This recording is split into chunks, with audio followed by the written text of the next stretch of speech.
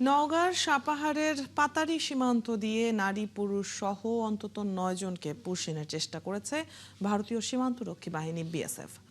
BGB জানায় আজ ভোরে নওগাঁর সাপাহার আদালতলা সীমান্ত দিয়ে তাদের বাংলাদেশে পুষিনের চেষ্টা করা হয়। এদের মধ্যে ৩ জন পুরুষ, ৩ জন নারী ও ৩ জন শিশু রয়েছে। খবর পেয়ে আদাতলা সীমান্ত চৌকির বিজিবির টহল দল গিয়ে প্রতিরোধ করে।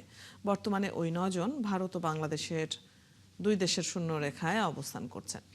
পরিস্থিতি নিয়ন্ত্রণে রাখতে ওই এলাকায় বিজিবির অতিরিক্ত সদস্য মোতায়েন করা হয়েছে।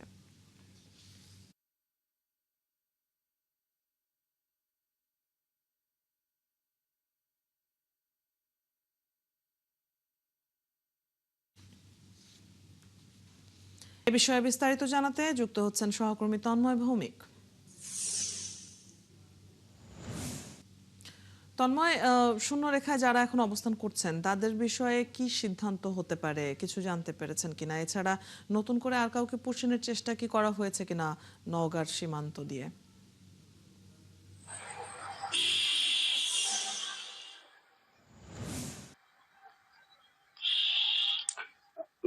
ধন্যবাদ অদিতি। আপনাকে জানিয়ে রাখি, নওগাঁর 4টি উপজেলা সীমান্তবর্তী এলাকা অর্থাৎ পোরশা, সাপাহার, নিয়ামতপুর, পত্নীতলা এবং ধামরাটি 4টি উপজেলা কিন্তু সীমান্তবর্তী এলাকা। সেই সীমান্তবর্তী এলাকায় কিন্তু আমাদের যে সীমান্ত এলাকাগুলো আছে সেগুলো কিন্তু সম্পূর্ণ অরক্ষিত, অর্থাৎ এখানে কোনো কাঁটাতার নাই এবং বিজিবি সদস্যদের সাথে যে কোনো পথ চলার সেই ব্যবস্থাও নাই। ফলে এই সুযোগটা কিন্তু বিএসএফ সদস্যরা বর্তমানে নিয়ে থাকতেছেন। অর্থাৎ আপনাকে জানিয়ে রাখি, আজকে ভোর 4টার দিকে কিন্তু এই মালদা অর্থাৎ ভারতের আমাদের বাংলাদেশের অপোজিটে সেটি আছে মালদা জেলা। সেই মালদা জেলার যে বিএসএফ এর সদস্য আছে এলেনপুরের বিএসএফ সদস্যরা কিন্তু 9 জনকে শিশু, 3 জন শিশু, 3 জন নারী এবং 3 জন পুরুষ, এই 9 জনকে কিন্তু বিএসএফ সদস্যরা তারা বাংলাদেশে ঠেলে দেওয়ার চেষ্টা করে।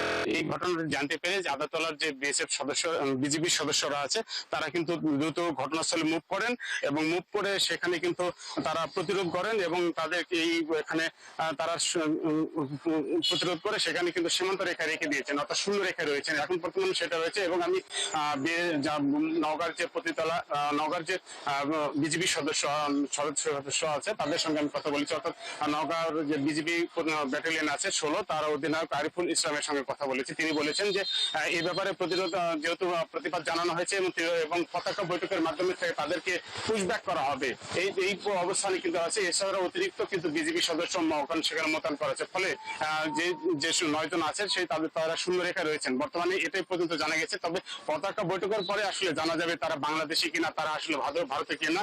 তারপরে যে আছে সেটা নিয়ে প্রক্রিয়ার মাধ্যমে সেটা যদি হয় সেটা ফেরত নেওয়া হবে, কিন্তু এইভাবে অবৈধভাবে যে বাংলাদেশে পুশিং করবে সেটা কিন্তু আসলে মেনে নেওয়া হবে না। এবং স্থানীয় জনগণ সেখানে কিন্তু প্রতিরোধ জানিয়েছেন এবং প্রতিবাদ জানিয়েছেন। কঠোর অবস্থানে বিজিবিও আছে, যেমনটি আপনি জানাচ্ছিলেন। তন্ময়, ধন্যবাদ।